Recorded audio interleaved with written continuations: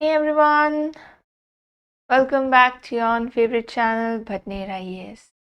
मैं दिव्या कवात्रा आप सभी के अपनी एजुकेटर वर्ल्ड ज्योग्राफी के कोर्स में एक बार फिर से आप सभी का स्वागत करती हूँ।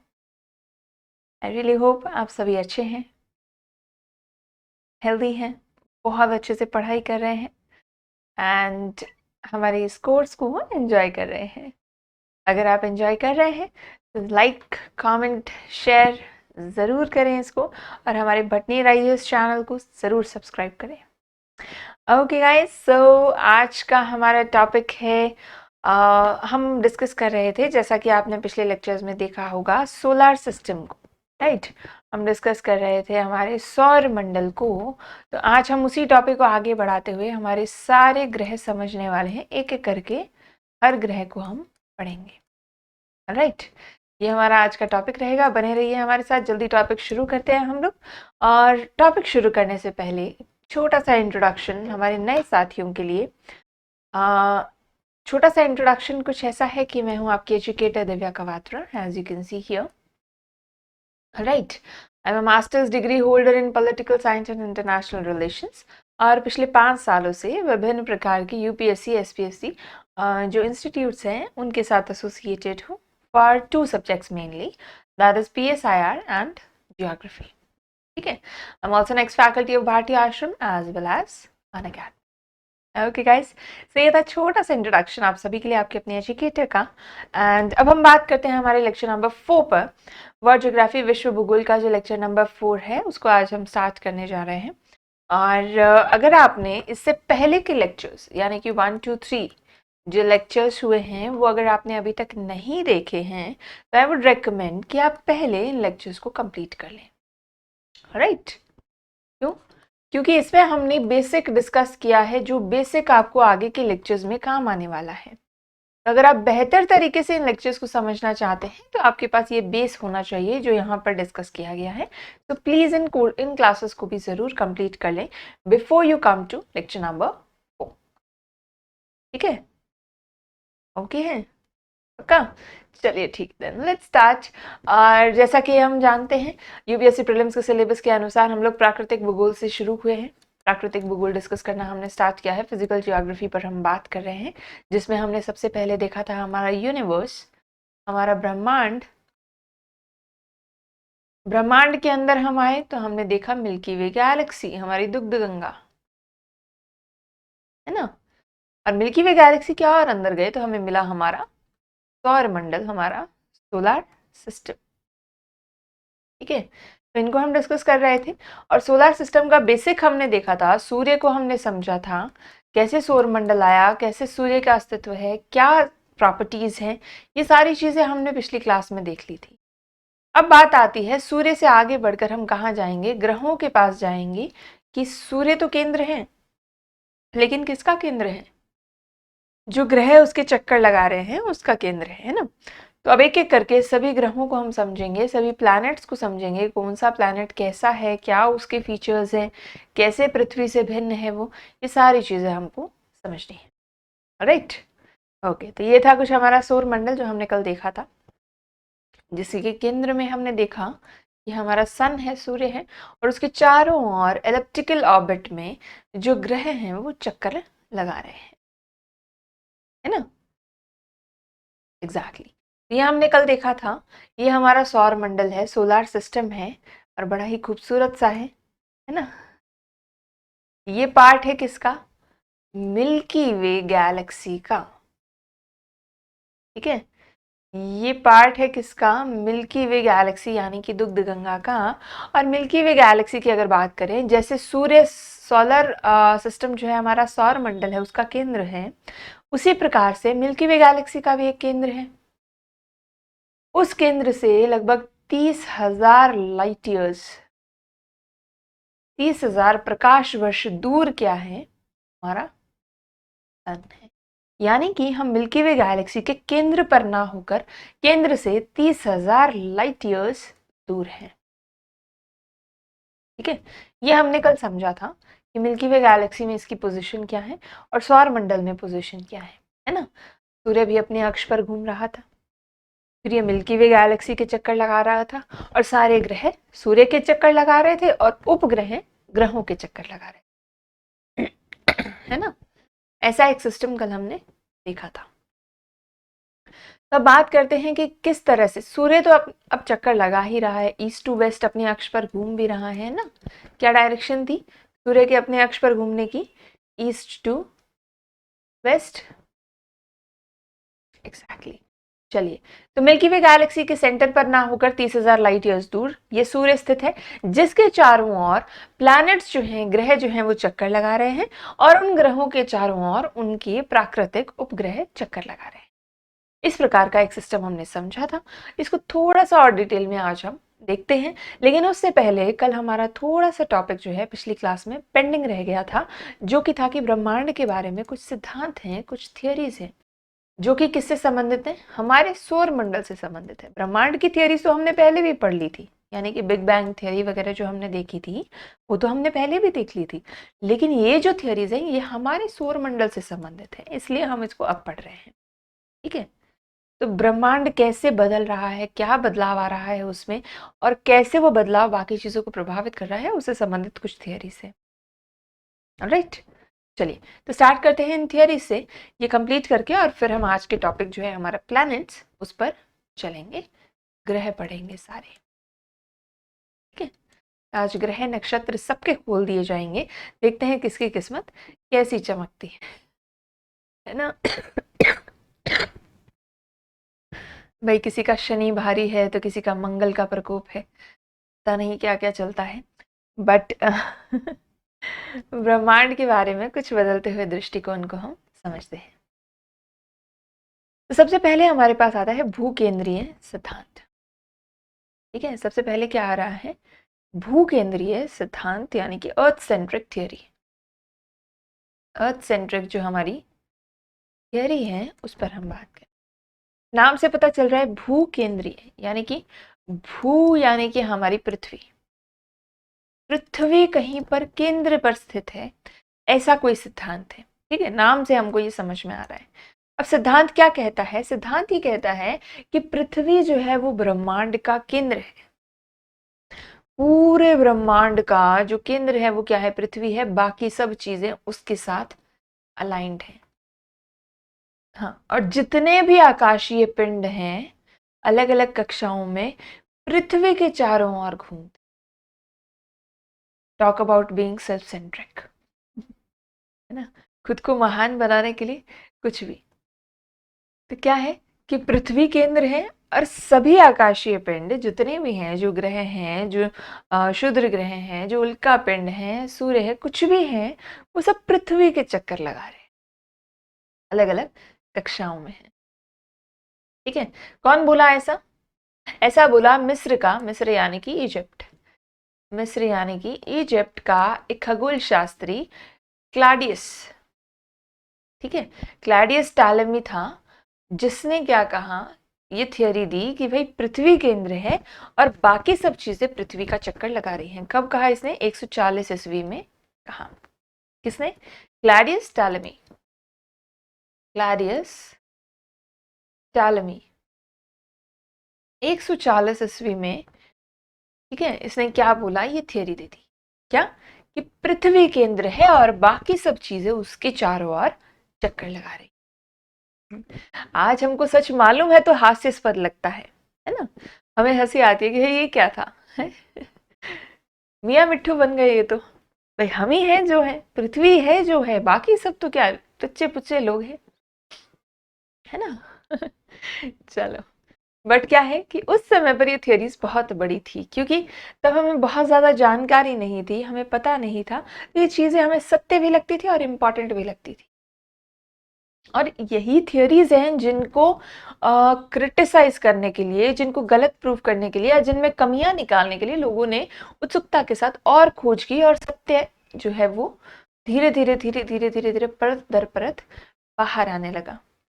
तो इनका अपना बहुत इंपॉर्टेंट रोल है। ध्यान रखें, अर्थ सेंटर में है सौर ब्रह्मांड के, ये जो थियोरी है वो किसने दी थी? इजिप्ट के खगोल शास्त्री क्लाडियस टालेमी ने। ठीक है, ये डायरेक्टली आपसे पूछ लिया जा सकता है भूकेंद्रीय सिद्धांत किसका है। ठीक है, मैच करने को दे देंगे, यहाँ पर सिद्धांत के नाम होंगे, यहाँ पर आपके पास प्रतिपादक होंगे, उसके खगोल शास्त्री होंगे जिन्होंने वो सिद्धांत दिया है।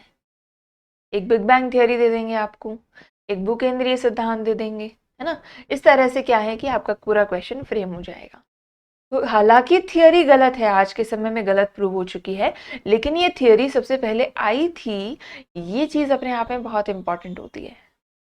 ठीक है, तो ये इररिलेवेंट नहीं है, याद रखना है आपको इसको, कि भूकेंद्रीय सिद्धांत जो है खगोल शास्त्री क्लैडियस टॉलेमी ने बताया था,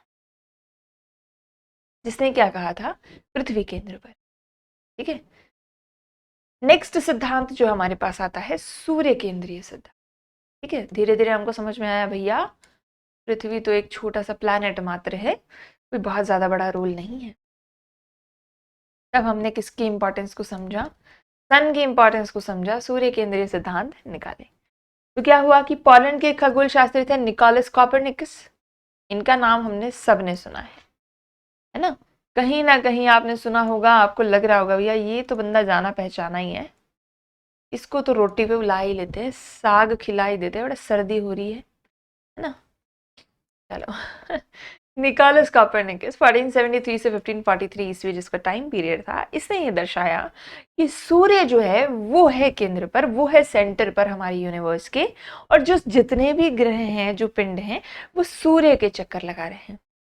ठीक है, और इस प्रकार क्या हुआ, सूर्य जो है वो ब्रह्मांड का केंद्र बन गया, और इसे सूर्य केंद्रीय सिद्धांत।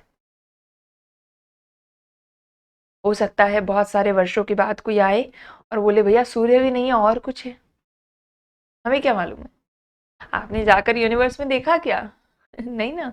आज की टेक्नोलॉजी है जो हमें ये सब बता रही है, वेल एंड गुड, लेकिन हो सकता है बहुत समय के बाद कुछ अलग खुलासा हो जाए। अभी के लिए हमारे पास जो थियरी है वो क्या है, this can not be N universal truth. अभी के लिए थियरी क्या है कि सूर्य जो है ब्रह्मांड का केंद्र है, और जितने ग्रह हैं सूर्य के चक्कर लगा रहे हैं। ठीक है, अब इसके बाद क्या हुआ, 16वीं शताब्दी में जोहानसन कैपलर, ठीक है, केपलर सिद्धांत है जिसको हम कहते हैं, और ये हाल ही में न्यूज में भी था, तो ध्यान रखिएगा, इसको बहुत ध्यान से सुनिएगा। केपलर सिद्धांत जिसको कहा जाता है शॉर्ट में 1571 से 1630 का टाइम पीरियड था, इसने ग्रहीय कक्षा के नियमों की खोज की। ठीक है, ग्रहीय कक्षा मतलब जो ग्रह हैं, जो पिंड हैं, वो यूं ही चक्कर नहीं लगा रहे हैं, उनकी एक फिक्स्ड पाथ है। ठीक है, उनका क्या है, एक फिक्स्ड पाथ है, एक फिक्स्ड कक्ष है जिसके अंदर वो चल रहे हैं, जिसको हम क्या कहते हैं, एलिप्टिकल ऑर्बिट कहते हैं। क्या कहा इसको हमने, एलिप्टिकल ऑर्बिट कहा। ठीक है, ग्रहीय कक्षा जो है, प्लैनेट जिसके अंदर मूव कर रहे हैं, जिस कक्ष के अंदर चल रहे हैं फिक्स्ड तौर पर, उसको हम एलिप्टिकल ऑर्बिट कहते हैं। किसने बताया ये, जोहान्स कैपलर ने। ठीक है, इसने ग्रहीय कक्षा के बारे में बताया, लेकिन केंद्र पर इसने भी किसको माना, सूर्य को माना। केंद्र पर सूर्य ही है, जो प्लैनेट्स चल रहे हैं वो एक पर्टिकुलर पाथ पर चल रहे हैं जो चेंज नहीं होता है। ठीक है, ग्रहीय कक्षा के बारे में, प्लैनेटरी जो ऑर्बिट है उसके बारे में हमको बताया। ठीक है, किसने, केपलर। इसी को क्या कहते हैं हम, केपलर सिद्धांत कहते हैं। और फिर आगे चलकर 20वीं शताब्दी के आरंभ में जाकर, बहुत रिसेंट बात है 20वीं शताब्दी, है ना, तो 20वीं शताब्दी के आरंभ में जाकर हमारी मंदाकिनी दुग्ध मेखला की तस्वीर स्पष्ट हुई है। ये जो मिल्की वे गैलेक्सी है एग्जैक्टली कैसे दिखती है, कैसा इसका स्ट्रक्चर है, कैसे इसका प्रारूप है, जो हम इमेजेस देखते हैं ना, मैं आपको इतने दिनों से दिखा रही हूँ, मिल्की वे गैलेक्सी ये है, इस प्रकार से दुग्ध गंगा की तरह है, बहुत सारे तारे हैं इसमें, ये सारी इमेजेस हमारे पास पहले नहीं थी, क्योंकि वहां तक हम पहुंच ही नहीं पा रहे थे। हमने पहले भी बात की थी कि टेक्नोलॉजी का इसमें बहुत बड़ा रोल रहता है, जैसे जैसे हम टेक्नोलॉजी में आगे बढ़ते जा रहे हैं, वैसे वैसे हम और ज्यादा ब्रह्मांड को खोजते जा रहे हैं, है ना। तो अभी तक हमें जो मंदाकिनी दुग्ध मेला है या मिल्की वे गैलेक्सी, उसके बारे में मालूम नहीं था। हमें मालूम था कि गैलेक्सी है, लेकिन वो कैसी दिखती है उसकी एग्जैक्ट पिक्चर्स हमारे पास नहीं थी। 20वीं शताब्दी में जाकर ये हमको मिल गई। ठीक है, और इससे हमें पता चला क्या, जो हम अभी कह रहे हैं कि सूर्य जो है मिल्की वे गैलेक्सी का केंद्र नहीं है। इस फोटो से हमको पता चला कि भैया सूर्य तो एक सिरे पर अवस्थित है, एक किनारे पे पड़ा है, बेचारा केंद्र में ना है। ठीक है, और फिर फाइनली इसके साथ ही क्या हुआ, जो हमारा भ्रम था कि सूर्य केंद्र पर है मिल्की वे गैलेक्सी के, वो टूट गया। अभी तक तो हम ब्रह्मांड के सेंटर पर पृथ्वी को डाल रहे थे, फिर हम सूर्य पे आए और ये पता पड़ा कि भैया सूर्य तो एक ब्रह्मांड की एक छोटी सी गैलेक्सी है, मंदाकिनी दुग्ध मेला, उसके भी केंद्र पर नहीं है। ठीक है, तो इस तरह जो सारी थियरीज थी उनका सत्यानाश हो गया, और ये पता चला हमको कि भाई सूर्य एक किनारे पे पड़ा है और उसके चारों ओर चक्कर लगा रहा है कोई। और ऐसी न जाने कितनी ही गैलेक्सीज घूम रही हैं, और न जाने कितने ही मंडल ऐसे बने हुए होंगे। कहीं जीवन है या नहीं वो हमें नहीं मालूम, लेकिन ऐसे बहुत सारे मंडल बन रखे हैं, ये बात तो तय है। ठीक है, तो जो सूर्य का गौरवशाली एक इतिहास था वो थोड़ा सा ध्वस्त हो गया, समाप्त हो गया यहाँ पर इस पिक्चर के। ठीक है, चलिए, तो ये था हमारा क्या, सूर्य केंद्रीय सिद्धांत, कि सूर्य जो है वो केंद्र पर है। ठीक है, दो सिद्धांत हमने देखे, भूकेंद्रीय और सूर्य केंद्रीय। आई रियली होप कि आपको दोनों समझ में आ गए होंगे। इन केस अगर आपको, अच्छा मैं एक स्पेसिफाई कर दूं, अगर कोई आपके डाउट्स रह जाते हैं, आपको कुछ समझ में नहीं आया है, आप रिपीटिशन चाहते हैं, या फिर आप किसी भी तरह से और क्लैरिफिकेशन चाहते हैं किसी टॉपिक का, तो कमेंट सेक्शन में आप ज़रूर बताएं हमको। ठीक है, कमेंट सेक्शन में इस बात आप लिख दें और हम इसको पूरा करने की पूरी पूरी कोशिश करेंगे। ठीक है, बिल्कुल, कमेंट सेक्शन आपके लिए खुले हैं।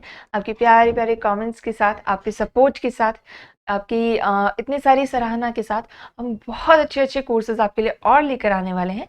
लेकिन कहीं पर भी अगर आपको कोई सजेशन देना हो, कुछ भी आपके डाउट्स हो जो आपको क्लैरिफाई करने हो, please feel free to comment. Comment section आपके लिए ओपन रखा गया है ताकि आप लोग कमेंट करके हमें बता सकें कि कहाँ आपको दिक्कत आ रही है और कहाँ हम आपके लिए काम और बेहतर और आसान कर सकते हैं। ठीक है, इतना सा ही मोटिव है बट नहीं रही है इसका, इतना सा ही इनका टारगेट है कि क्या करना है, आपके अपने भटनीर चैनल का टारगेट क्या है, अफोर्डेबल रूप से बेस्ट एजुकेशन देना। ठीक है, अफोर्डेबल रूप से बेस्ट टू बेस्ट एजुकेशन जो है वो प्रोवाइड करना, स्पेशली हिंदी माध्यम के स्टूडेंट्स के लिए, हिंदी मीडियम के जो स्टूडेंट्स हैं उनके लिए, क्योंकि उनको बेस्ट सोर्सेज नहीं मिल पाते, और जहाँ मिलते हैं वो बहुत ज़्यादा कॉस्टली होते हैं, लाखों की फीस आपको देनी पड़ती है, तब जाकर आपको एक बेटर इंस्टीट्यूट में पढ़ने का मौका मिलता है। लेकिन बट नहीं IAS ये चाहता है कि आपको हिंदी माध्यम का बेस्ट कंटेंट हम यहीं पर प्रोवाइड कर दें, एकदम अफोर्डेबल प्राइस पर। अगर आप ऐप पर जाकर एक बार चेकआउट भी करेंगे तो आपको समझ में आएगा कि कितना अफोर्डेबल है ये, है ना। एक किताब खरीदने जितना काम है बस, कि आप एक किताब खरीदें, फिर उसको पढ़ें, या फिर ये पूरा का पूरा कोर्स खरीद लें जिसमें आपके लिए NCERT और एक्स्ट्रा सारी हेल्प बुक्स कवर करवा दी गई हैं। ठीक है, और हिंदी माध्यम के बच्चों के लिए वेरी वेरी इंपॉर्टेंट, क्योंकि इतना ज़्यादा जो कंटेंट है वो आपको एक जगह पर एकत्रित मिलता ही नहीं है, बहुत समस्या होती है, और इसी समस्या का समाधान करने के लिए बटनेर IAS ने इनिशिएटिव लिया है। एनीवेज, हमारे टॉपिक पर वापस आते हैं। आप लोग ज़रूर ऐप को भी विजिट करें, और यूट्यूब पर तो आपके प्यारे से कमेंट्स हमें ज़रूर देते रहें। राइट, चलिए, तो सौर मंडल की बात कर रहे थे हमने देखा कि भाई कुछ सिद्धांत थे, और उसके बाद क्या है, सौर मंडल के पिंड की बात आती है। सौर मंडल के पिंड की बात करें तो अंतरराष्ट्रीय खगोल शास्त्री संघ जो है हमारा, इंटरनेशनल एस्ट्रोनॉमिकल यूनिट है, उसने क्या कहा है, पराग में एक सम्मेलन हुआ। पराग एक जगह है, उरुग्वे, पराग, यहाँ पर एक सम्मेलन हुआ 2006 में। इसके अनुसार इन्होंने क्या कहा, सौर मंडल में मौजूद जो पिंड हैं उनको 3 भागों में बांट दिया। ठीक है, क्या किया, जो सौर मंडल में मौजूद पिंड हैं उनको 3 भागों में बांट दिया। कौन कौन से? एक तो ग्रह हैं, प्लैनेट, जो परंपरागत रूप से हम देख रहे हैं। दूसरा क्या है आपके पास, बोने ग्रह यानी कि ड्वार्फ प्लैनेट्स। ठीक है, और तीसरा क्या है, लघु सौर मंडलीय। क्या क्या हुआ, ग्रह, बोने ग्रह और लघु पिंड। ठीक है, इन 3 भागों में एस्ट्रोनॉमिकल यूनियन जो है हमारी, जो खगोल शास्त्रीय संघ है हमारा, उसने इसमें बांट दिया। अब सवाल ये उठता है कि इनमें अंतर क्या है, ये तीनों चीजें आपस में एक दूसरे से अलग कैसे हैं? जब ये तीनों पिंड का हिस्सा हैं तो अलग कैसे हैं, है ना? एग्जैक्टली। तो बात करते हैं, सबसे पहले देखो परंपरागत ग्रह क्या है, जो हमारे ग्रह हैं, सिंपल, बुध, शुक्र, पृथ्वी, मंगल, बृहस्पति, शनि, अरुण, वरुण।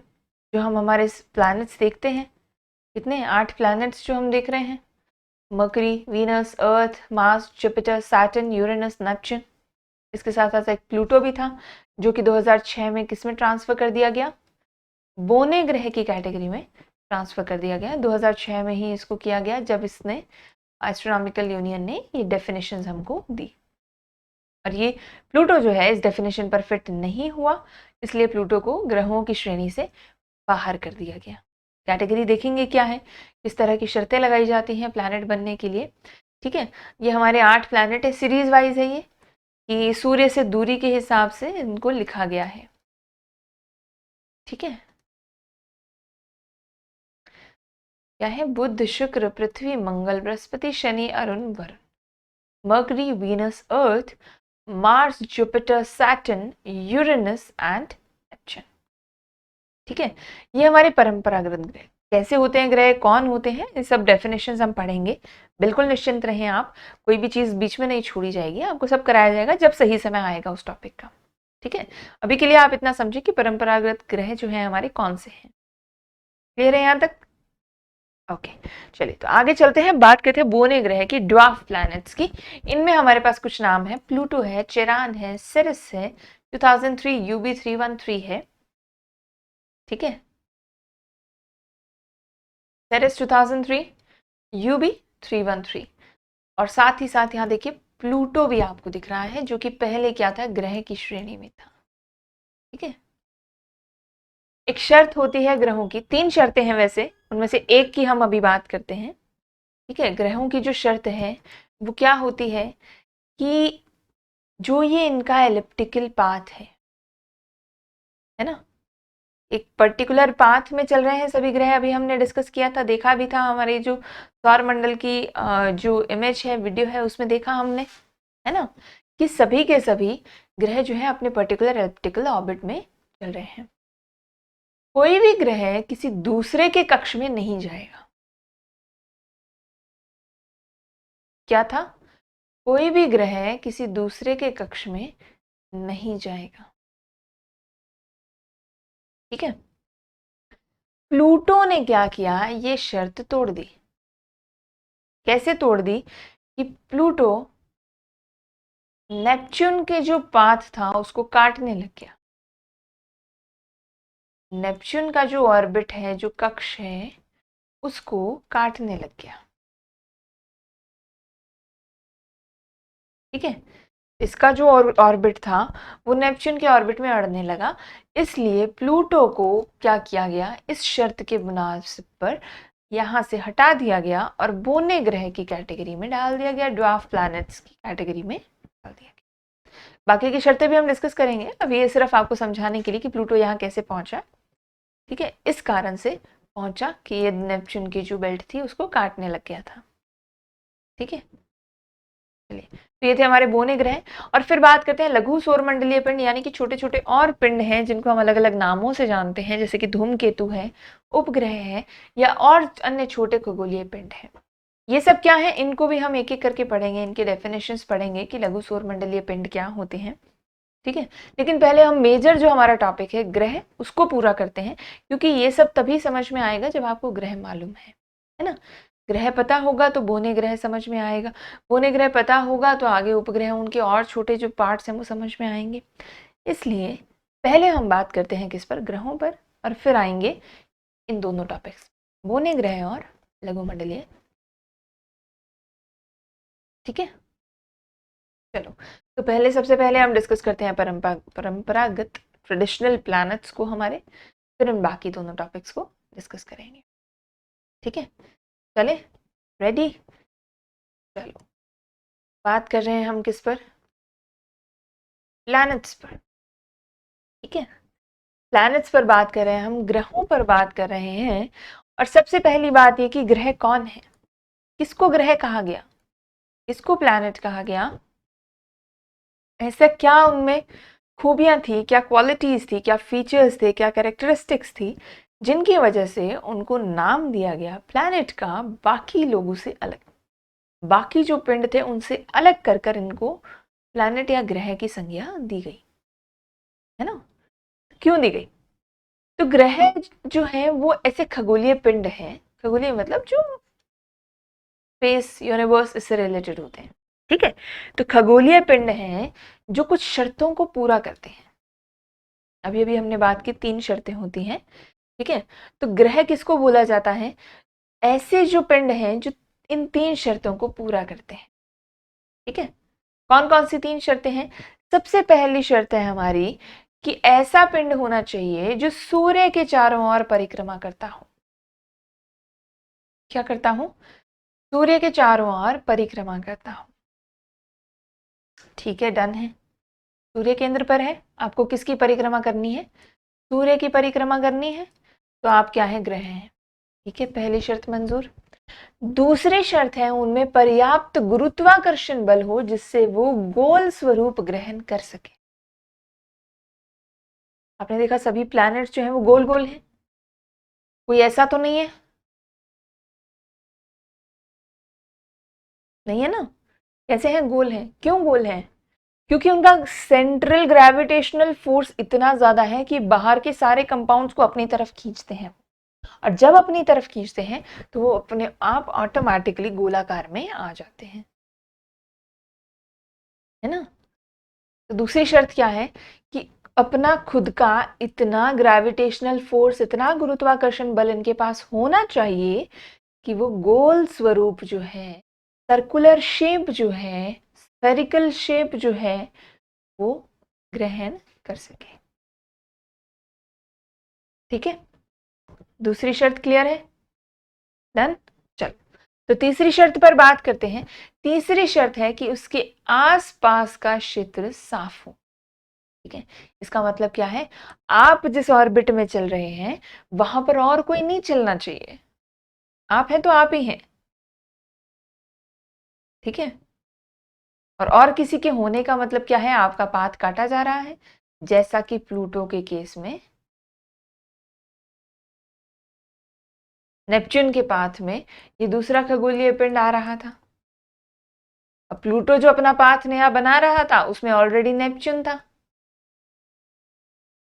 प्लूटो का ये जो बदलाव था इसकी वजह से इसने क्या किया, दूसरे खगोलीय पिंड के क्षेत्र में चला गया, जिसकी वजह से इसको बाहर करना पड़ा। तो ये क्या है, हमारे पास 3 प्रकार की शर्तें हैं जो कि ये तय करती हैं कि कोई भी ग्रह कैसे बनेगा, कोई भी खगोलीय पिंड है उसको ग्रह की संज्ञा कब दी जाएगी, ये तय किया जाता है इन 3 शर्तों के आधार पर,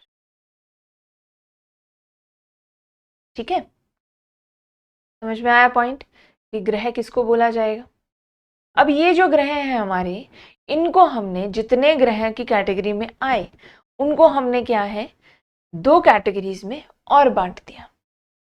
जो हमारे ग्रह हैं जिन्होंने ये शर्तों को पूरा किया उनको पहले ग्रह की संज्ञा दी गई। अब ये ग्रह की संज्ञा दिए जाने के बाद उनको 2 भागों में विभाजित कर दिया, ठीक है।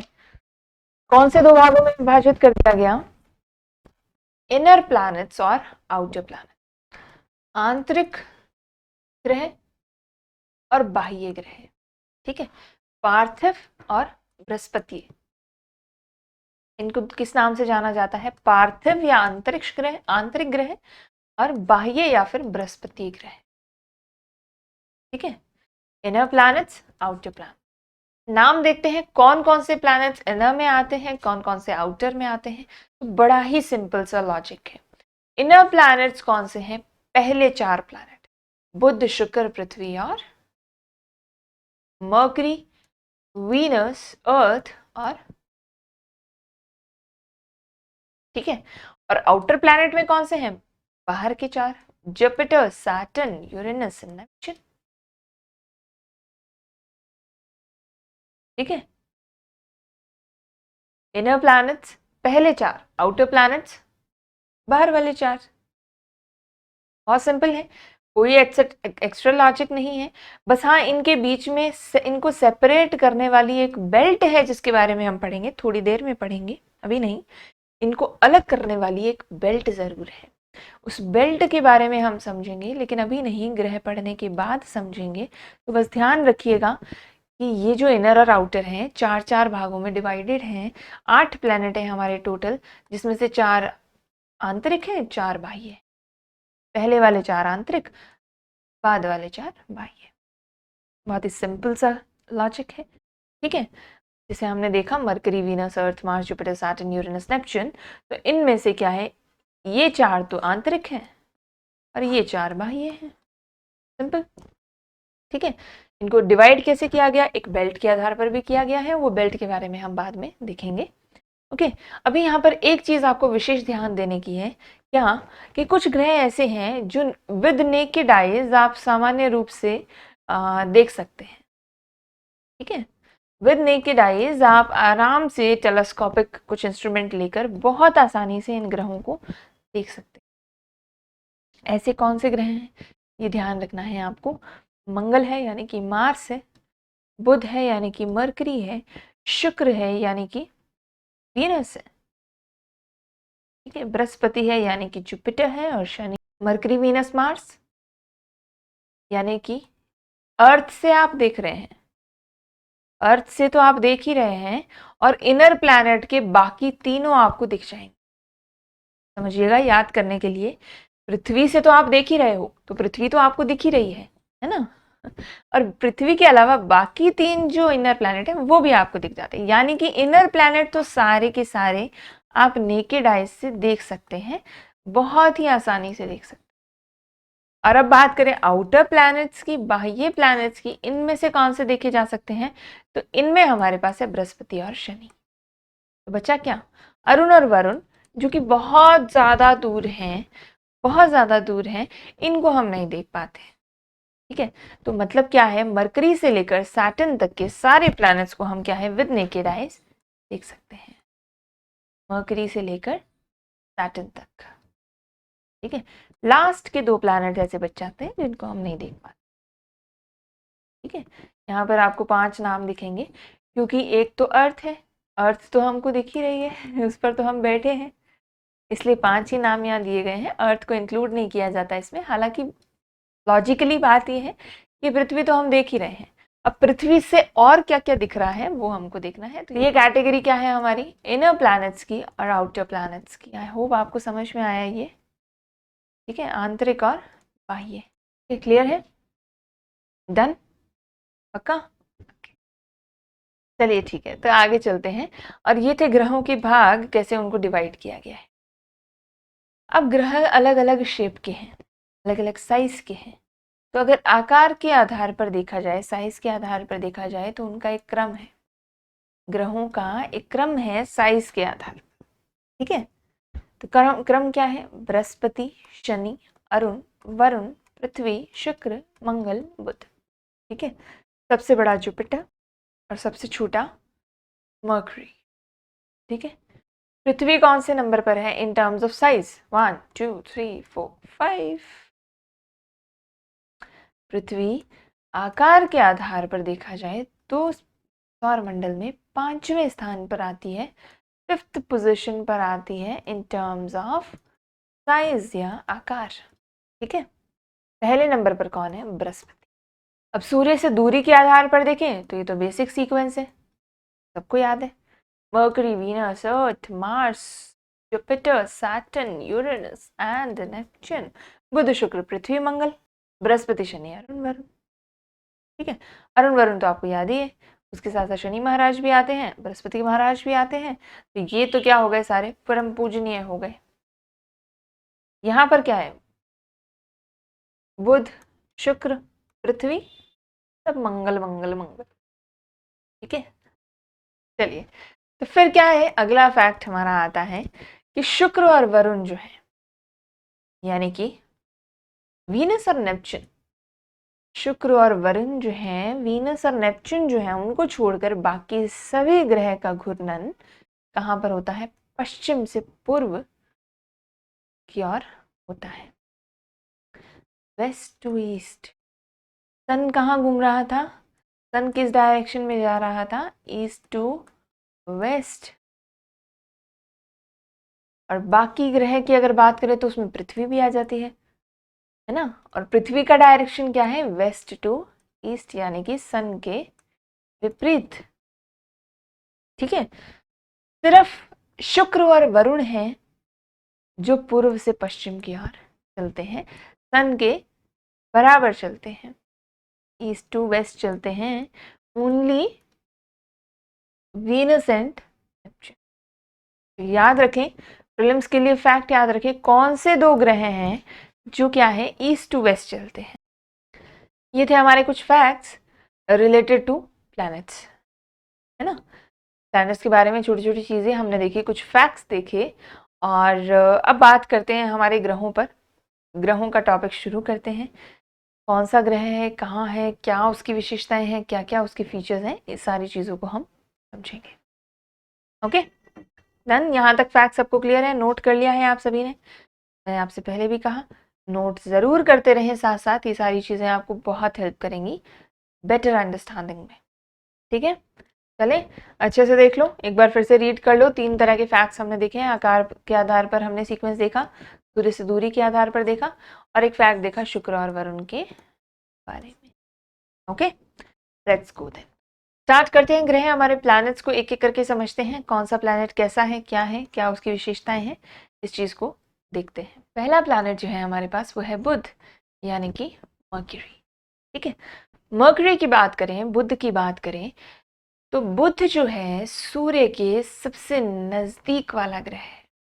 क्या है, सूर्य के सबसे नजदीक, यानी कि पहला प्लैनेट। जब हम सूर्य से निकलते हैं तो पहला प्लैनेट जो हमको मिलेगा वो कौन सा होगा, मर्क्यूरी होगा। हाँ, ठीक है। और इसको अगर हम देखना चाहें तो सूर्योदय से 2 घंटे पहले आप ढूंढना चालू करो, आपको मरकरी आराम से दिख जाएगा। और सबसे पास भी है और सबसे छोटा भी है। अभी हमने सीक्वेंस में देखा था क्या, मर्करी बुध जो है सबसे छोटा ग्रह है आकार के आधार, है ना। ये सबसे पास में है और सबसे छोटा ग्रह है जिसका अपना कोई उपग्रह नहीं है, अपनी कोई सैटेलाइट नहीं है। उपग्रह क्या होता है, जैसे पृथ्वी का चंद्रमा है ना, पृथ्वी के पास क्या है, चंद्रमा है। एग्जैक्टली तो ऐसा कोई उपग्रह है मर्करी या बुध के पास नहीं है। अब बात करें इसके स्पेशल कोई फीचर की, कि ऐसा विशिष्ट गुण क्या पाया जाता है इसमें, तो इसका जो चुंबकीय क्षेत्र है वो इसकी खासियत है। इसके अंदर एक मैग्नेटिक फील्ड है। ठीक है, इसका अपना एक मैग्नेटिक फील्ड है, एक चुंबकीय क्षेत्र है, ये इसकी विशेषता है, स्पेशल फीचर है। ठीक है, अब सबसे पास में है तो जाहिर सी बात है कि इसका जो ऑर्बिट होगा सबसे छोटा होगा, है ना।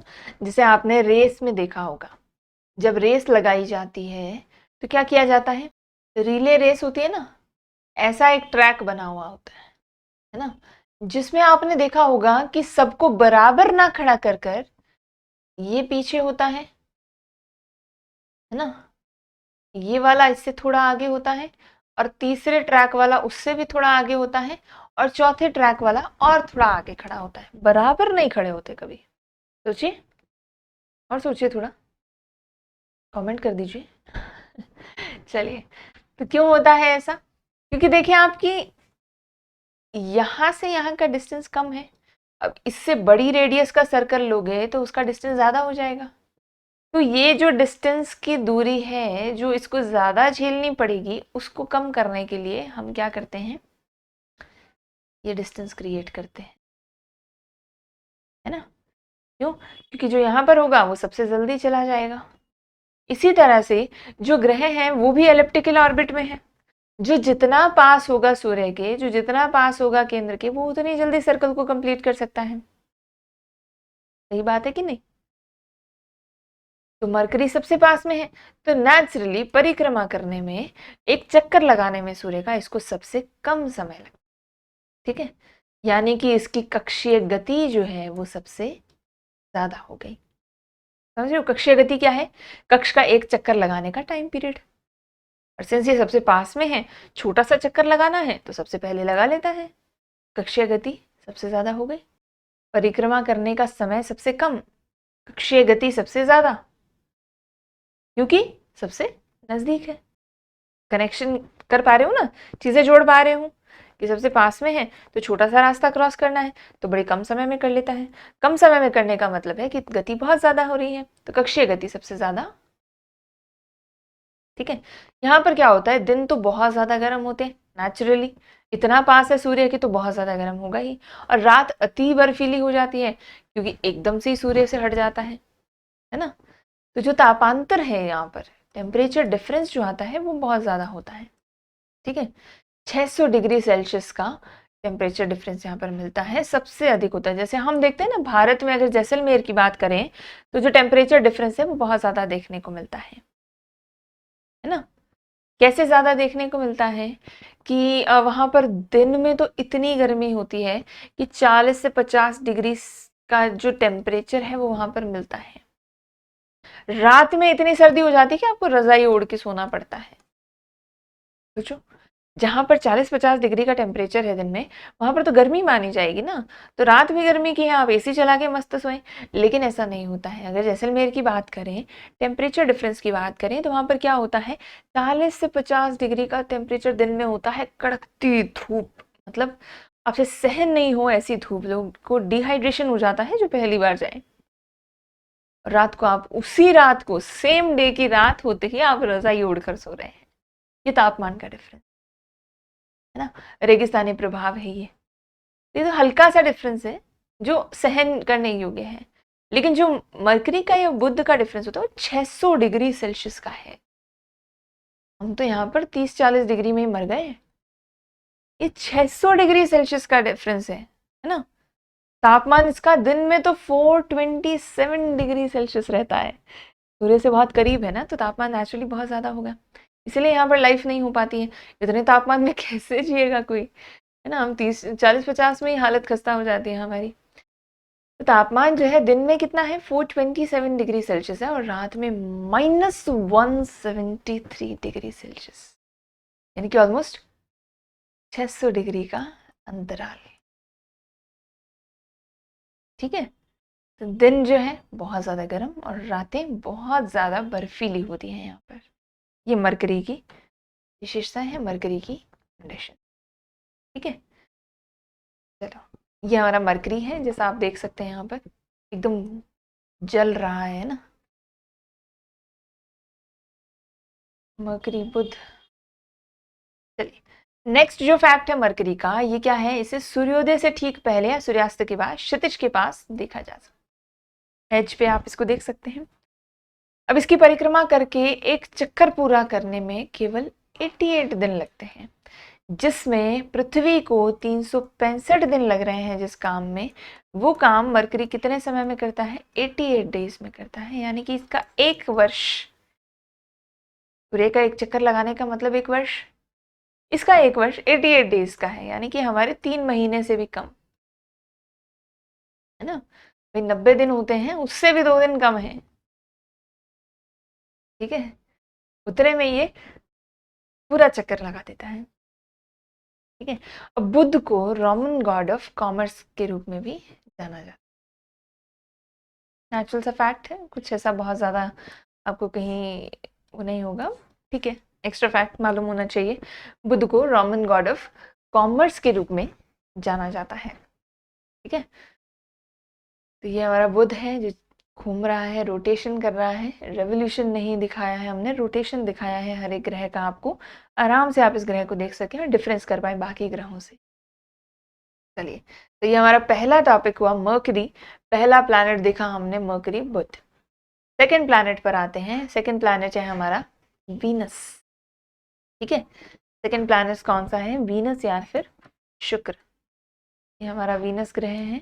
आप डिफरेंस देख पा रहे हैं, येलोविश और थोड़ा ऑरेंज रेडिश सा जो आपको टेक्सचर है इसका दिख रहा है। चलो, अब वीनस जो है पृथ्वी के सबसे पास है ना, और सबसे चमकीला और सबसे गर्म ग्रह है। ठीक है, बहुत ज्यादा ब्राइट है ये, आप देख पा रहे हैं ये कितना डल है, ये से चमक रहा है हीट से। सबसे ज्यादा चमकीला ग्रह है वीनस। इसको क्या कहते हैं, सांझ का तारा या भोर का तारा भी कहा जाता है। ठीक है, क्यों, सांझ मतलब होता है क्या, सांझ सवेरे बोला जाता है ना, गानों में तो सुना होगा, देखूं तुझको सांझ सवेरे। चलो, तो सांझ का तारा इसको इसलिए बोलते हैं क्योंकि ये शाम में पश्चिम दिशा में और सुबह में पूर्व की दिशा में आकाश में हमको दिखाई देता है। सांझ का तारा है या भोर का तारा है। भोर भई मतलब दिन चढ़िया, है ना, कहते हैं ना भोर भई या तो दिन चढ़िया। तो मतलब क्या है कि शाम की जो संज्ञा है वो इसको दी जाती है, और शाम में पश्चिमी दिशा में और सुबह में पूर्व दिशा में ये आपको दिख जाएगी। ठीक है, अन्य ग्रहों के विपरीत ये दक्षिणावर्त चक्रण करता है, जैसा कि हमने देखा था वीनस और नेपच्यून दो हैं जो क्या करते हैं, ईस्ट टू वेस्ट चलते हैं। वेस्ट टू ईस्ट चलने की बजाय आप इसकी जो रोटेशन है वो देख भी सकते हैं। इधर देखिए क्या डायरेक्शन घूम रहा है, और इधर देखिए किस डायरेक्शन में। डिफरेंस दिख रहा है, बहुत अच्छे से दिख रहा है। ये देखिए फिर से देख लीजिए, ये क्या है, ईस्ट से वेस्ट की तरफ जा रहा है, और ये वेस्ट से ईस्ट,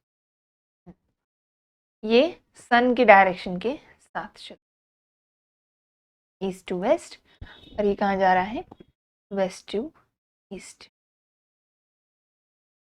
वेस्ट टू ईस्ट, वो ईस्ट टू, है बार बार इमेज इसलिए दिखा रही हूँ कि ये चीज याद हो जाए क्योंकि ये पूछी जाती है। चलो, अब इसको क्या है, पृथ्वी का भागिनी ग्रह भी कहा जाता है, यानी कि ट्विन प्लैनेट कहा जाता है, क्योंकि ये पृथ्वी से बहुत ज्यादा सिमिलर है। ठीक है, किस रूप में, घनत्व, आकार, व्यास। अगर इनका स्ट्रक्चर देखा जाए, पृथ्वी थोड़ी ब्लू दिखती है, ये थोड़ा रेड दिखता है, तो इन टर्म्स ऑफ अपीयरेंस अलग है। लेकिन अगर इसकी डेंसिटी देखी जाए, घनत्व देखा जाए, यानी कि आकार साइज देखा जाए, व्यास देखी जाए इसकी, यानी कि जो इसका साइज है वो इस प्रकार से देखा जाए, तो ये क्या है, अर्थ के ऑलमोस्ट सिमिलर है। इसलिए इसको ट्विन प्लैनेट अर्थ का बोला जाता है, यानी कि भागिनी ग्रह बोला जाता है। इसके पास भी कोई उपग्रह या सैटेलाइट, कारण क्या है इसका, मरकरी के पास भी नहीं है, वीनस के पास भी नहीं है, अर्थ के पास तो है, क्यों नहीं है। देखिए, एक तो मरकरी का साइज छोटा था, साइज छोटा होने का मतलब है उसका गुरुत्वाकर्षण बल इतना है ही नहीं कि वो चीजों को अट्रैक्ट कर पाए। तो वो उससे ज्यादा जितना वो गुरुत्वाकर्षण बल लगाएगा, उससे ज्यादा तो हमारी सौर पवनें जो हैं वो उड़ती हैं, वो सब कुछ धकेल देंगी, और जो बच जाता है वो सूर्य की हीट से जल जाता है। तो उपग्रह यहाँ पर मौजूद होने के लिए उस पिंड का बचना भी तो जरूरी है। पिंड जलकर राख हो जाएगा तो कैसे उपग्रह बनेगा, है ना, बचना भी जरूरी है, और उसका यहाँ पर जुड़ पाना भी जरूरी है गुरुत्वाकर्षण बल से। तो गुरुत्वाकर्षण बल उसके लिए बहुत स्ट्रांग चाहिएगा, मरकरी के पास वो नहीं है। वीनस के पास गुरुत्वाकर्षण बल तो है, लेकिन हीट की वजह से सब कुछ जल जाता है। ठीक है, इसलिए इनके पास उपग्रह नहीं है। ये है हमारा वीनस, ठीक है, यानी कि शुक्र ग्रह है। क्लियर हुआ। चलिए, नेक्स्ट ग्रह पर आते हैं हम। नेक्स्ट ग्रह है हमारा, हमारी अपनी पृथ्वी। ठीक है, अब पृथ्वी की बात करते हैं अगर हम। दोनों ग्रह क्लियर हो गए ना? बिल्कुल। अगर कोई डाउट हो प्लीज कमेंट सेक्शन में हमको जरूर बता दीजिएगा। हमने अपनी तरफ से सारे फैक्ट्स आपको क्लियर करने की कोशिश की है कि जो भी प्लैनेट की हम बात कर रहे हैं उसके सिंगल सिंगल फैक्ट्स जो हैं वो आपको सारे क्लियर हो जाएं। थर्ड जो प्लैनेट आता है हमारे पास, मरकरी वीनस के बाद आता है अर्थ। ठीक है, अर्थ की बात करें तो पृथ्वी आकार में हमने बात की थी 5वें सबसे बड़े ग्रह के रूप में जानी जाती। अब बात करें कि पृथ्वी 5वां सबसे बड़ा ग्रह है और जो अपने अक्ष पर घूम रहा है ना? सूर्य के कक्ष में तो घूम ही रहा है, अपने अक्ष पर भी घूम रहा है। अब अपने अक्ष पर जब घूम रहा है, वो जो अपना कक्षा तल है उसका, उस पर लंब से 23 डिग्री 30 मिनट झुका हुआ है ना? हम जब भी पृथ्वी को देखते हैं तो कुछ इस प्रकार से देखते हैं। अगर आप ग्लोब भी देखें तो वो ऐसा बना हुआ होता है ना? सीधा नहीं देखा होगा आपने कभी, हमेशा थोड़ा सा टेढ़ा होता है ग्लोब। क्यों? क्योंकि पृथ्वी जो है अपने अक्ष से, यानी कि ये जो उसका सेंट्रल अक्ष होना चाहिए था उससे 23.5 डिग्री झुकी हुई है। ठीक है, और ये जो उसका प्लेन, ऑर्बिटल प्लेन है, उससे कितना हो गया? 67.5 डिग्री। ठीक है, कक्षा तल से कितना कोण बना रही है? 66.5 डिग्री। ठीक है, एग्जैक्टली। और जो इसका कक्ष होना चाहिए था, जिसका समतल होना चाहिए था, उससे 23.5 डिग्री पर ये एक्सिस से झुकी हुई। ठीक है, एग्जैक्टली। थोड़ा सा हम समझ लेंगे और इसको। ठीक है, आपको एक और इमेज दिखाऊंगी मैं, उससे आपको क्लियर हो जाएगा किस तरह से अपने अक्ष पर झुकी हुई है। और आपको इमेज क्लियर हो रही होगी, है ना? मोर और लेस आपको क्लियर हो रही होगी, क्योंकि आपने कभी ना कभी जिंदगी में ग्लोब तो देखा ही है। और ग्लोब जब भी देखा होगा आपने तो वो इस तरह से होता है, वैसे बना होता है, सीधा तो होता नहीं है, टेढ़ा होता है। इसीलिए होता है क्योंकि पृथ्वी अपने अक्ष पर झुकी हुई है। वो अक्ष जो झुकाव है वो दिखाने के लिए ग्लोब को टेढ़ा बनाया जाता है।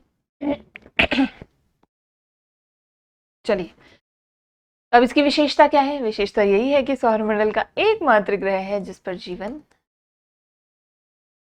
ठीक है, और इसके पास एक ही उपग्रह है, एक सैटेलाइट है जिसका नाम क्या है? मून, यानी कि चंद्रमा। चलो, अब इसका जो विषुवतीय व्यास है वो कितना है? विषुवतीय व्यास यानी कि ये जो डायमीटर हम देखते हैं, ये डिस्टेंस कितना है? 12,756 किलोमीटर। और ध्रुवीय व्यास यानी कि ध्रुवों से लेकर यहाँ तक। अब आप कहेंगे कि ये तो बराबर होना चाहिए, क्योंकि एक सर्कल के जो व्यास होते हैं तो बराबर होते हैं। पृथ्वी गोलाकार नहीं है, एलिप्टिकल है, अंडाकार है ना? तो अंडाकार होने की वजह से आप जानते होंगे कि जब हम एक अंडे को आप देखें तो क्या वो बिल्कुल गोल होता है? नहीं, हल्का सा क्या है, पोल्स यहाँ पर संकरा हो जाता है और यहाँ से बल्की होता है ना? बीच में से बल्की होता है और साइड से संकरा हो जाता है, बहुत ज्यादा नहीं, हल्का सा होता है ना? अंडा देखा हो अगर आपने तो, अर्थ की जो शेप है वो अंडाकार है, गोलाकार नहीं है। गोलाकार होती तो हर जगह पर जो ये डिस्टेंस है वो सेम आता, लेकिन सेम नहीं है क्योंकि ये अंडाकार शेप में है, एलिप्टिकल शेप में है, जिसकी वजह से पोल्स पर जो एरिया है वो हल्का सा उभरा हुआ है इस तरह से। ठीक है, चलो, तो विषुवतीय व्यास जो है, यानी कि ये जो इक्वेटोरियल रीजन है हमारा, यहाँ से जो व्यास है वो कितनी है? 12,756 है। जबकि पोलर की हम बात करें, ये वाले एरिया की बात करें तो ये कितना है? 12,714 किलोमीटर। ठीक है, ज्यादा कौन सा है? विषुवतीय व्यास है। ध्रुवीय व्यास थोड़ा सा कम है, बहुत ज्यादा डिफरेंस नहीं है, हल्का सा कम है। देखो 756 714, बस इतना सा डिफरेंस। ठीक है, एग्जैक्टली। अब पृथ्वी जो है अपने अक्ष पर, पृथ्वी दो मोशंस लेती है। पृथ्वी क्या कर रही है? दो मोशन ले रही है, रोटेशन और रेवोल्यूशन। दो तरह का इसमें क्या है, क्रियाएं देखी जा रही है। रोटेशन की बात करें यानी कि घूर्णन और परिक्रमण। घूर्णन और परिक्रमण। घूर्णन तो क्या है, अपने अक्ष पर, अपने अक्ष पर और सूर्य के कक्ष पर, सूर्य के साथ जो हमने कक्ष बनाया है उस पर घूमे तो क्या है, परिक्रमण। और अगर अपने ही अक्ष पर घूम रही है तो क्या है, घूर्णन या रोटेशन। तो जब पृथ्वी अपने अक्ष पर घूमती है तो पश्चिम से पूर्व जाती है। कहाँ जा रही है, वेस्ट टू ईस्ट जा रही है। और किस स्पीड से, 1610 किलोमीटर प्रति घंटा की चाल से। क्या स्पीड है अर्थ की अपने अक्ष पर घूमने की, 1610 किलोमीटर प्रति घंटा। ठीक है, एक घंटे में कितने किलोमीटर ट्रैवल कर रही है, 1610 किलोमीटर। ठीक है, और पूरा जब करती है ये अपना कक्ष, पूरा एक रोटेशन ले लेती है, अपने अक्ष पर एक चक्कर पूरा कर लेती है, तो कितना समय लगता है इसको, 23 घंटे 56 मिनट 4 सेकंड। 23 घंटे 56 मिनट 4 सेकंड का समय इसको एक चक्कर पूरा करने में लगता है। हम मोटे तौर पर इसको कितना कह देते हैं, 24 घंटा कह देते हैं, है ना। हम क्या मानते हैं, दिन में कितने घंटे हैं, 24 घंटे हैं, लेकिन यहाँ पर 4 मिनट बच गए। ठीक है, पृथ्वी की ये जो गति है इसी को क्या कहा जाता है, घूर्णन गति कहा जाता है या दैनिक गति कहा जाता है। ठीक है, और इसी रोटेशन से क्या हो रहा है, पृथ्वी पर दिन और रात का जो प्रोसीजर है वो चलता है। इसकी वजह से, घूर्णन की वजह से होता है दिन और रात। जो मौसम परिवर्तन होता है, सर्दी गर्मी होती है, वो किसकी वजह से होती है, परिक्रमण की वजह से। ठीक है, तो डिफरेंस याद रखें, दिन और रात घूर्णन की वजह से, और जो मौसमी परिवर्तन है वो परिक्रमण की वजह से। ठीक है, तो अपने अक्ष पर घूमकर ये क्या करती है, दिन और रात करती जाती है। ठीक है, चलिए अब यहाँ पर एक छोटी सी बात की, ये 4 मिनट का क्या हुआ आप सोच रहे होंगे। प्रतिदिन ये 4 मिनट मिलते जाते हैं, प्रतिदिन मिलकर मिलकर मिलकर ये क्या है, 4 साल में इकट्ठे होकर 24 घंटे का निर्माण कर देते हैं। यानी कि एक पूरे दिन का निर्माण कर देते हैं, जो कि एक दिन हमारे वर्ष में ऐड हो जाता है, और ऐड होकर क्या बनाता है, लीप ईयर बनाता है। ठीक है, आपने देखा होगा फरवरी 28 की जगह 29 दिन की हो जाती है। जिसका बर्थडे आता है 29 फरवरी को, हो भाई साहब, दुख ही न्यारा है उनका तो है ना, न्यारा ही दुख है उनका तो, क्या ही कहने, किस प्रकार से उनके लिए सांत्वनाएं प्रकट करें हमें समझ में नहीं आता है। 4 साल तक बेचारों को इंतजार करना पड़ता है पुनः अपने जन्मदिन का बहुत ही भारी दुख है इनका। तो ये जो 4 मिनट है ये मिलकर इकट्ठे होते जाते हैं और 4 साल में एक दिन पूरा क्रिएट करते हैं, जिस जो बनता है लीप ईयर हमारा। में फरवरी जो है उसमें एक एक्स्ट्रा दिन जुड़ जाता है। तो ये है इस 4 मिनट की कहानी। डेली का जो टाइम है हमारा 23 घंटे 56 मिनट 4 सेकंड का रहता है, बाकी का बचा समय 4 साल में मिलकर एक दिन क्रिएट करता है। ओके ओके, तो ये कुछ अर्थ के बारे में फैक्ट्स। आगे बात करते हैं कि पृथ्वी को सूर्य की एक परिक्रमा पूरी करने में कितना समय लगता है, 365 दिन 5 घंटे 48 मिनट 46 सेकंड। ठीक है, लगभग 365 दिन 6 घंटे का। इसको भी हम मोटे तौर पर 365 दिन ही काउंट करते हैं। ठीक है, तो ये जो समय अवधि है, जितना समय लग रहा है, इस दौरान परिक्रमा जो पूरी करने में पृथ्वी का माध्य वेग जो है, यानी कि एवरेज वेलोसिटी जो है वो कितनी रहती है, 30 किलोमीटर प्रति सेकंड, 29.8 होती है। और हम क्या राउंड फिगर्स में ले रहे हैं, सब चीजें क्या है, राउंड अप कर रहे हैं, 30 किलोमीटर प्रति सेकंड बोल देते हैं, बट एक्चुअली 29.8 किलोमीटर प्रति सेकंड होती है। ठीक है, एक सेकंड में 29.8 किलोमीटर कवर किया जा रहा है।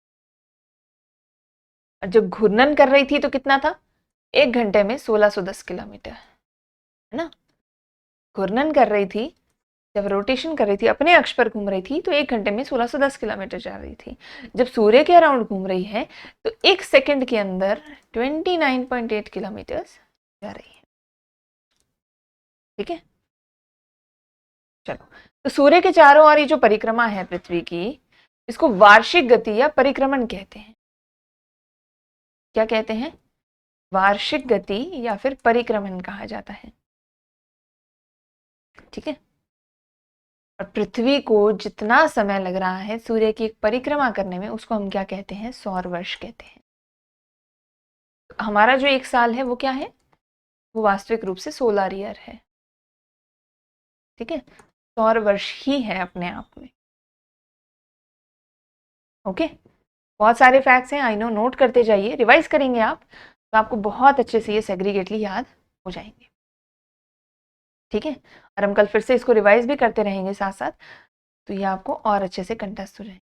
कल का मतलब इस क्लास के बाद नेक्स्ट जो क्लास होगी हमारी, ये क्लास खत्म नहीं हुई है, अभी आप भागे नहीं। ठीक है, पृथ्वी हम पूरा करेंगे और बाकी के ग्रह हम नेक्स्ट क्लास में डिस्कस करेंगे। ठीक है, तो पृथ्वी पर जो ऋतु परिवर्तन होता है, मौसमी परिवर्तन होता है, इसके अक्ष पर झुके होने के कारण और सूर्य की जो चक्कर ये लगा रहा है उसके कारण होता है। ठीक है, एग्जैक्टली। ये जो वार्षिक गति चल रही है, इसी के कारण कभी दिन बड़े हो जाते हैं, कभी रातें बड़ी हो जाती हैं, दिन छोटे हो जाते हैं, सर्दी आ जाती है, गर्मी आ जाती है, पतझड़ आ जाता है, सावन आ जाता है। ये सारे मौसमी परिवर्तन किसकी वजह से हो रहे हैं, इसी मूवमेंट की वजह से हो रहे हैं। अर्थ जैसे जैसे जैसे जैसे सूर्य के अलग अलग ऑर्बिट्स में जाती जाती है, मतलब एक ही ऑर्बिट में अलग अलग पोजीशन पर जाती जाती है, तो वैसे वैसे ये परिवर्तन आता रहता है। ये सब समझेंगे हम, इक्विनॉक्स समझेंगे, कैसे जो ऑर्बिट है उसमें अर्थ ट्रैवल करती है, ऑर्बिट कैसा होता है, और कहाँ कहाँ पर ऑर्बिट की पोजीशंस पर जो है सिग्निफिकेंट डेज आते हैं। ये सारी चीज़ें हम धीरे धीरे आगे आगे जब डिस्कस करेंगे। अभी के लिए आप इतना समझें कि पृथ्वी का जो ये मूवमेंट है उसके कारण दिन और रात और मौसमी परिवर्तन हो रहा है, घूर्णन और परिक्रमण की। क्लियर है, डन, ओके। अब आकार और बनावट की दृष्टि से देखा जाए तो पृथ्वी शुक्र के समान ही है। हमने अभी बात की वीनस और ये ट्विन्स है ना, ट्विन्स है, ये हमारी पृथ्वी है, सूर्य के अराउंड अपना रोटेशन कर रही है। हम रोटेशन बता रहे हैं, यहाँ पर आपको घूर्णन बता रहे हैं, अपने ही कक्ष पर घूम रही है। ठीक है, तो आप देखिएगा इसकी डायरेक्शन और इनकी डायरेक्शन सेम है ना। हाँ, डायरेक्शन का ध्यान रखिएगा। और जल की उपस्थिति के कारण इसको क्या कहा जाता है, ब्लू प्लैनेट, नीला ग्रह भी बोला जाता है। आप देखिए नीला नीला दिख रहा है आपको, क्योंकि यहाँ पर पानी है, यहाँ सब जगह पर क्या है, पानी है, और ये इसलिए नीला ग्रह बोला जाता है। इसको पानी दिख रहा है, पानी की वजह से ये नीला दिखता है, ब्लू प्लैनेट की संज्ञा इसको दी जाती है, नीला ग्रह कहा जाता है। राइट, ये हमारे पृथ्वी के फैक्ट्स, और बाकी के जो प्लैनेट्स हैं हम नेक्स्ट क्लास में डिस्कस करेंगे। अभी के लिए हम इतना ही डिस्कस करेंगे, बाकी के प्लैनेट्स डिस्कस करेंगे, मून को डिस्कस करेंगे, सैटेलाइट को डिस्कस करेंगे, और जो क्षुद्र ग्रह हैं, छोटे छोटे हमारे कॉन्सेप्ट्स हैं, उन सभी पर हम चर्चा करेंगे नेक्स्ट क्लास। राइट, आज के लिए हमने देखा, कुछ थियरीज देखी जो ब्रह्मांड से संबंधित थी, कि कैसे या तो वो पहले माना जाता था भू केंद्रीय है, फिर माना जाता था सूर्य केंद्रीय है, और फिर हमने देखा कि सौर मंडल में कुछ पिंड हैं जिनको कैसे, किसने बताया, इंटरनेशनल एस्ट्रोनॉमिकल यूनियन ने बताया, और 3 भागों में डिवाइड किया, परंपरागत ग्रह, गोने ग्रह और लघु सौर मंडलीय। फिर हमने बात की प्लैनेट्स की, ग्रह क्या है, 2 भागों में उनको डिवाइड किया, 3 शर्तें हैं जो वो पूरी करते हैं तब ग्रह बनते हैं। 2 भागों में उन ग्रहों को डिवाइड किया, इनर प्लैनेट, आउटर प्लैनेट। अंदर वाले 4 इनर हैं, बाहर वाले 4 आउटर प्लैनेट्स हैं। बहुत ही सामान्य रूप से देखा गया है इसको। आकार के आधार पर क्रम देखा, सूर्य से दूरी के आधार पर क्रम देखा, और जाना कि शुक्र और वरुण जो है थोड़े से स्पेशल हैं। फिर ग्रहों में हमने डिस्कस किया मरकरी को, विनस को और अर्थ को। ठीक है, तो नेक्स्ट क्लास में हम मार्स से आगे शुरू करेंगे, मंगल ग्रह से आगे शुरू करेंगे, और बाकी के ग्रहों को स्टडी करेंगे। आई रियली होप आप सभी को समझ में आया होगा। अगर कोई भी डाउट्स हो, कुछ भी आपके सजेशंस हो, प्लीज़ कमेंट सेक्शन में ज़रूर पोस्ट करते रहें। अपना प्यार इसी तरह हमें देते रहें। बहुत बहुत शुक्रिया आज की क्लास में हमारे साथ जुड़ने के लिए। मैं दिव्या कवात्रा अभी आप सभी से विदा लेती हूँ। नेक्स्ट क्लास में आप सभी से फिर से मुलाकात होगी इसी हंसते खेलते चेहरे के साथ। थैंक यू एवरीवन आज की क्लास में हमारे साथ जुड़ने के लिए and take care, have a good day, bye bye.